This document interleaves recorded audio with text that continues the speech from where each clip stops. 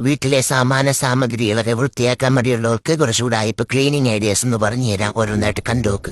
കട്ടിലിന്റെ കീഴിലൊക്കെ വെച്ചിട്ടുള്ള tissue paper ഇതുപോലെ നനച്ചിട്ട് ബ്രഷ് വെച്ച് പിടിച്ചു കഴിഞ്ഞാൽ മസ്കിറ്റോ നെറ്റൊക്കെ വൃത്തിയാക്കി എടുക്കാം. വീട്ടിലെ സ്ക്രബ്ബർ ഉണ്ടെങ്കിൽ ചെറിയൊരു പീസായിട്ട് ഇതുപോലെ മുറിച്ച് അതിന് മൂട്ടിലൊരു തൊള്ളയിട്ടിട്ട് പന്നൊരു ബ്രഷ് എടുത്ത് ഇതിനകത്തോട്ട് കുത്തിക്കയറ്റി കഴിഞ്ഞാൽ ഗ്ലാസ് ഒക്കെ സിമ്പിളായിട്ട് ഇതുപോലെ വൃത്തിയാക്കാം. അടുപ്പിന്റെ ഉത്തര ദക്ഷിണ ധ്രുവങ്ങളിലിരിക്കുന്ന തേയിലപ്പൊടി കളയണമെങ്കിൽ ഒരു സ്പൂൺ എടുത്ത് ഇതുപോലെ വെള്ളം പിടിച്ചു കഴിഞ്ഞാൽ സിമ്പിളായിട്ട് വൃത്തിയാക്കാം. നിങ്ങൾ ഉപയോഗിച്ച സോക്സ് വൃത്തിയാക്കണമെങ്കിൽ ഒരു കുപ്പിക്കകത്ത് ഇതുപോലെ കുത്തിക്കയറ്റി വെക്കുക. എന്നിട്ട് നിങ്ങൾ അതിനകത്ത് സർഫിട്ട് ഒരു ബ്രഷിട്ട് പിടിച്ച് കിടിലായിട്ട് വൃത്തിയാവും. തണ്ണിമത്തന്റെ തോടൊക്കെ ഇതുപോലെ കട്ട് ചെയ്ത് ഷേപ്പായി കഴിഞ്ഞാൽ വിൻഡോയുടെ ഇടയിലൊക്കെ ഉള്ള സാധനങ്ങളെ നിറച്ചു നിൽക്കാം.